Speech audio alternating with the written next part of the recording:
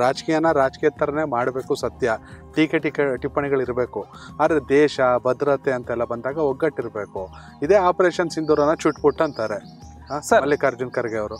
ಇದು ನಗೆಪಾಟ್ಲಾಗಲ್ವಾ ನಿಮ್ಮಂತ ಯಂಗ್ಸ್ಟರ್ಸ್ಗೆ? ಸರ್, ನನ್ನ ಪ್ರಕಾರ ದೇಶ ಅಂದ್ರೆ ಇಲ್ಲಿ ಬದುಕುತ್ತಿರುವ ಜನ ಸರ್. ಓಕೆ, ಭಾರತದ ಬೌಂಡ್ರಿ ಒಳಗೆ ಬದುಕುತ್ತಿರುವ ಜನ. ಜನರಿಗೆ ಜಸ್ಟಿಸ್ ಮಾಡ್ತಿದ್ಯಾ ಬಿಜೆಪಿ? ಜನರಿಗೆ ಜಸ್ಟಿಸ್ ಮಾಡ್ತಿದ್ಯಾ ಮೋದಿ? ಇಲ್ಲ, ಡಿವೈಡ್ ಮಾಡ್ತಿದ್ದಾರೆ. ಇದನ್ನು ಮಾಡದೆ ದೇಶದ್ರೋಹ. ಫಸ್ಟ್ ಸರ್ವ ಜನರನ್ನ ಒಟ್ಟು ಮಾಡ್ಕೊಂಡು ನಾವು ಅವ್ರ ಮೇಲೆ ಪ್ರತಿ ಸರಿ ರಾಹುಲ್ ಗಾಂಧಿ ಏನ್ ಹೇಳಿದ್ರು sir, we need to fight against Pakistan, keeping aside China. ಚೈನಾನ ಹೊರಗಿಡಬೇಕು, ಚೈನಾ ಮತ್ತೆ ಪಾಕಿಸ್ತಾನ ಒಟ್ಟಾಗಿ ಬಿಡಬಾರದು ಅನ್ನೋ ಧ್ವನಿಯನ್ನ ಎತ್ತರು. ಅವಾಗೆಲ್ಲ ಇವ್ರು ಇಗ್ನೋರ್ ಮಾಡಿದ್ರು. ಚೈನಾ ನಮ್ಮೊಳಗೆ ಬಂದಿದೆ ಅಂದಾಗ ಇಗ್ನೋರ್ ಮಾಡಿದ್ರು. ಈ ತರದ ಆಸ್ಪೆಕ್ಟ್ಸ್ ಅಲ್ಲಿ ರಾಹುಲ್ ಗಾಂಧಿ ಒಂದು ವಿಷನರಿ. ನಾನು ಹತ್ತದಿಂದ ನೋಡಿದ್ದೀನಿ ಸರ್, ತುಂಬಾ ವಿಷನರಿ ಮ್ಯಾನ್. ಆ ಮನುಷ್ಯನ ಅಗಾಧವಾದ ನಾಲೆಡ್ಜ್ ನ ಇವರು ಏನೋ ಒಂದು ಫಾಲ್ತು ತೋರಿಸುವ ಪ್ರಯತ್ನ ಮಾಡಿದ್ರು. But it took time. But ಇವತ್ತು ರಾಹುಲ್ ಗಾಂಧಿ ಎಷ್ಟು ಸೀರಿಯಸ್, ಹೇಳಿದ ಎಲ್ಲ ವಿಷಯಗಳು ಸತ್ಯ ಆಗ್ತಿದಾವೆ. ಕೋವಿಡ್ ಬಗ್ಗೆ ವಾರ್ನಿಂಗ್ ಮಾಡಿದ್ರು, ನೆಗ್ಲೆಕ್ಟ್ ಮಾಡಿದ್ರು. ಯಾರು ಪೆಟ್ಟು ತಿಂದ್ರು ಸರ್? ಎಲ್ಲ ವಾರ್ನಿಂಗ್ ಗಳಿಗೆ ನೆಗ್ಲೆಕ್ಟ್ ಆಗಿದ್ರೆ ಇಲ್ಲಿ ಈ ದೇಶದ ಜನ ಪೆಟ್ಟು ತಿಂದ್ರು ಸರ್. ಈ ದೇಶದ ಜನ ಅಂದ್ರೆ ಯಾರು? ಸಾಮಾನ್ಯ ಜನ ಪೆಟ್ಟು ತಿಂದ್ರು. ಸಾಮಾನ್ಯ ಜನರು ಯಾರು? ಕಾಂಗ್ರೆಸ್. ಹೌದು. ಹಾಗಾಗಿ ಪೆಟ್ಟು ಬಿದ್ದಿದ್ದೆಲ್ಲ ನಮ್ಗೆ. ಹಾಗಾಗಿ ನಾವ್ ಯಾವತ್ತು ರಾಹುಲ್ ಗಾಂಧಿ ತುಂಬಾ ವಿಷನರಿ ಇರುವ ನಾಯಕ. ಈಗಲೂ ಹೇಳುತ್ತಿರುವ ವಿಷಯ ಏನಂದ್ರೆ, ನೀವು ಆಪರೇಷನ್ ಸಿಂಧೂರ್ ಮಾಡಿದ್ರಿ. ಆಪರೇಷನ್ ಸಿಂಧೂರ್ ಮಾಡ್ಬೇಕಾದ್ರೆ ಸ್ಟ್ರಾಟಜಿ ಸರಿ ಇರಲಿಲ್ಲ. ಯಾಕೆ ಅಂದ್ರೆ ಚೈನಾವನ್ನ ಅಮೆರಿಕ ಒಟ್ಟಾಗಿ ಮಾಡುವಂತ ಯುದ್ಧ ಈಸ್ ಡೇಂಜರಸ್. ನಾವು ಬರೀ ಪಾಕಿಸ್ತಾನದ ವಿರುದ್ಧ ಇದು ಮಾಡುವ ಯುದ್ಧ ನಮಗೆ ಅದು ಅಪರ್ ಹ್ಯಾಂಡ್ ಅಂತ.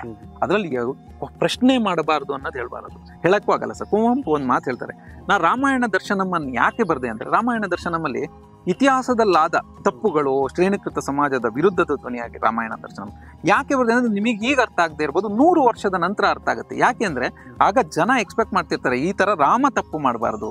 ನನ್ನ hero Rama is hero. Rama is ಒಂದು ಕ್ಯಾರೆಕ್ಟರ್, ಈಸ್ ಹೀರೋ, ಒಂದು ಮಾರ್ಗದರ್ಶನ, ಒಂದು ಆದರ್ಶ.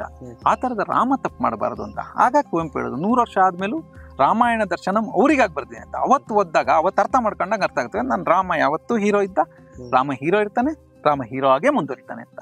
ರಾಮನಿಂದ ತಪ್ಪಾಯ್ತು ಅನ್ನೋ ಪ್ರಶ್ನೆ ಎಲ್ಲೂ ಬರಲ್ಲ.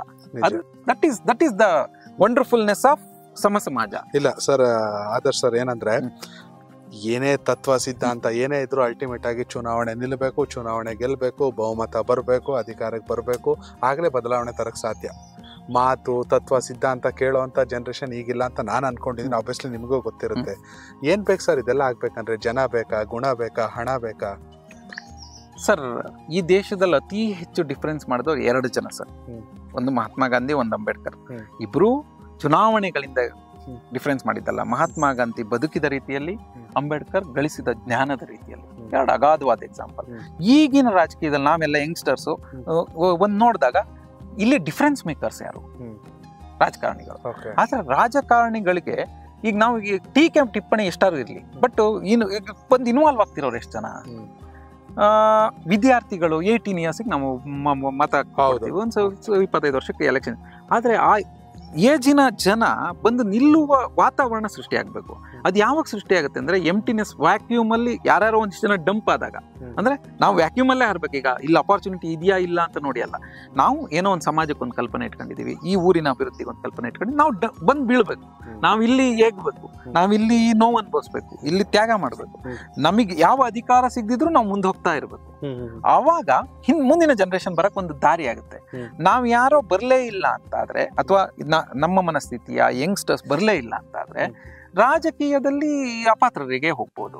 ನಾವೇ ಪಾತ್ರರು ಅಂತಲ್ಲ, ಆದ್ರೆ ನಾವಿಲ್ಲಿ ಹೇಗ್ಬೇಕು, ಸಮಥಿಂಗ್ ನಮಗೇನೋ ಒಂದು ಒಳ್ಳೆಯ ಕಾನ್ಸೆಪ್ಟ್ ಇದೆ, ಅಥವಾ ನಾವು ರಾಜಕೀಯದಲ್ಲಿ ಏನೋ ಮಾಡ್ಬೇಕು ಅಂತಿದೀವಿ, ಏನೋ ಒಂದು ಸಮ ಸಮಾಜದ ಕಡೆ ಕಲ್ಪನೆ ಇಟ್ಕೊಂಡಿದೀವಿ, ನಾವು ಇಲ್ಲೊಂದು ಅಭಿವೃದ್ಧಿಯ ಕಲ್ಪನೆ ಇಟ್ಕೊಂಡಿದೀವಿ, ಈ ನಮ್ಮ ಊರಿನಲ್ಲಿ ಒಂದು ಪ್ರವಾಸೋದ್ಯಮ ಕಟ್ಟಬೇಕು ಅಂತಿದೀವಿ, ಅಥವಾ ಒಂದೇನೋ ಊರಿನ ಮೂಲಕ ನಾವು ನಾಡನ್ನ ಕಟ್ಟುವ, ಊರಿನ ಮೂಲಕ ನಾವು ಬೆಂಗಳೂರನ್ನು ತಲುಪುವ, ದೆಹಲಿಯನ್ನು ತಲುಪುವ ಪ್ರಯತ್ನ ಮಾಡ್ತಿದೀವಿ ಅಂದ್ರೆ, ನಮ್ಮಂತವ್ರು 100 ಜನ ಬರ್ಬೇಕು, ನಮ್ಮಂತವ್ರು 1000 ಜನ ಬರ್ಬೇಕು.